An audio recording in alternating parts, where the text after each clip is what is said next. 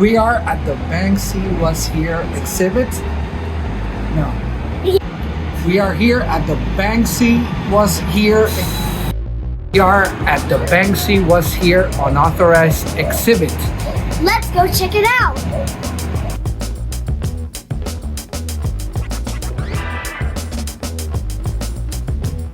As soon as you walk in, you're transported to a different world. Right away, you indulge in a visual show that serves as a perfect preface to the trip into the mind of the artist.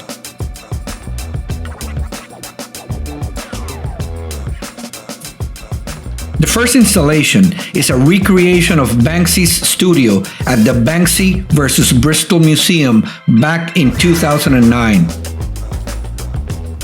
The exhibit was a gift of sorts to the people of the city he grew up in, where the show took over almost an entirety of the museum and was so popular that at the end of the 2.5 month show, 300,000 people had visited the museum.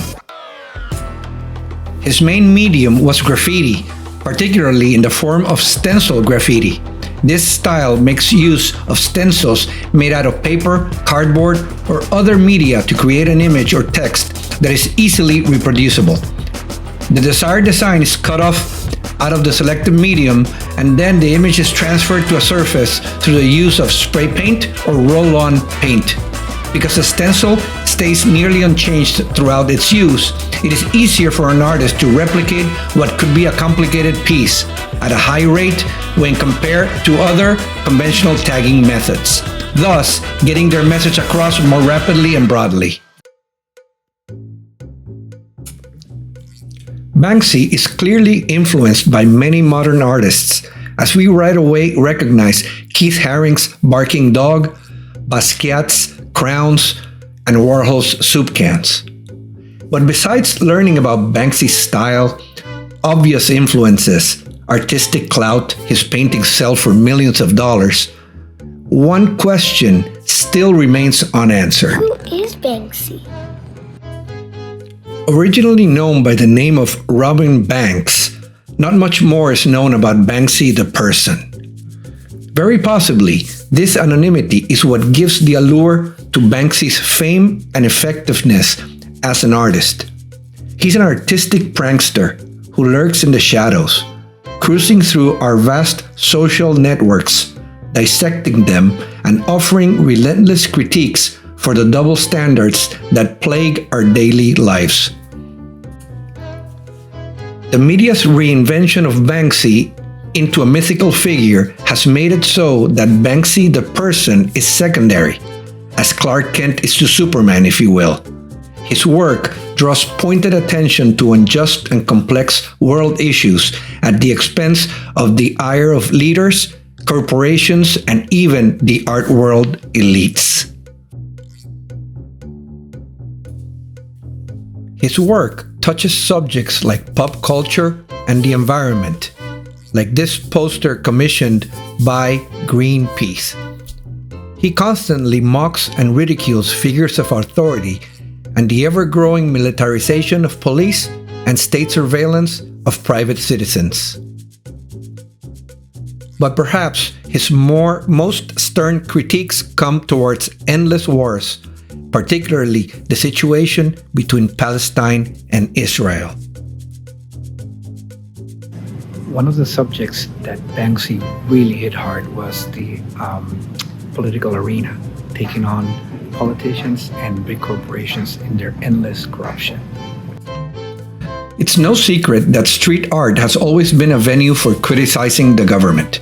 Banksy has been no stranger to airing his views, especially on politically charged topics, where he continually mocks those believed to be the purveyors of corruption and social decay.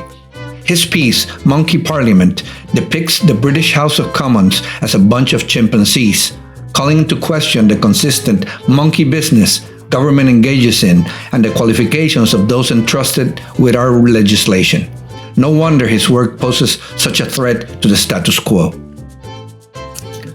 Corporations don't get a pass either, as he goes after their greed with reckless abandon. A As we make our way to the second floor, I wonder what other Banksy surprises lie ahead. This led me to one of my favorites, the rat room. Rats are one of Banksy's most iconic subjects, which he uses as a symbol to represent many of our social habits and traits as humans. Our endless dedication to work, with a working class that sometimes just is relegated to scraps. He sees this segment as living in the underbelly of society, underserved, trampled on. It is said that this subject was inspired by French graffiti artist Blake Le Rat, who began painting stencils of rats in Paris as early as 1981. But rats have long appeared in mythology as clever tricksters, cunning and competitive. They operate in the dark of night and are hunted by authorities, just like graffiti artists. One of Banksy's best-known images, Girl with the Balloon, features the silhouette of a young girl who has just let go of a red heart-shaped balloon that is drifting away from her. A fun story about a framed copy of this piece that made its way to Sotheby's, where it sold at auction for an incredible $1 million. Then, to the disbelief of the attendees, the print shredded itself. But what would have been a catastrophe for most other works of art, it went back to auction and it then sold for $22 million. Yes, most see Banksy laughing at the ridiculousness of it all. The butt of the joke being the elitism present in the art world. The exhibit also had a really cool VR experience.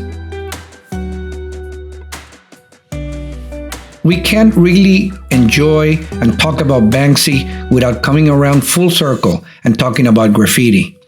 He began producing street art in his hometown of Bristol during the early 1990s, working with spray paint on trains before moving to public places around the city. After a few encounters with the police, he decided he needed to cut his production time drastically in order to be more efficient, which led him to explore stencils. In his own words, "As soon as I cut my first stencil, I could feel the power there. I also like the political edge it has. All graffiti is low-level dissent, but stencils have their own extra history. They've been used to start revolutions and stop wars." Of course, graffiti is controversial. In many cases, it consists of defacing private property. Of course, as an artist myself, I am biased and think that graffiti that is created as a means of public artistic expression is wonderful and even necessary. The maligned art form is often misinterpreted and misunderstood. I see it as the layman's platform for expression, like a public square of sorts that has been, just as Banksy said, an integral part of historical movements led by the common man. And for all the naysayers who preach that graffiti is negative, I am a firm believer that when given an opportunity, the majority of humans will express positive thoughts. After going through the exhibit, we are still left with the unanswered question we asked ourselves at the beginning. Who is Banksy? I think that maybe, in the end, I don't want to know. I may want to believe we are all Banksy.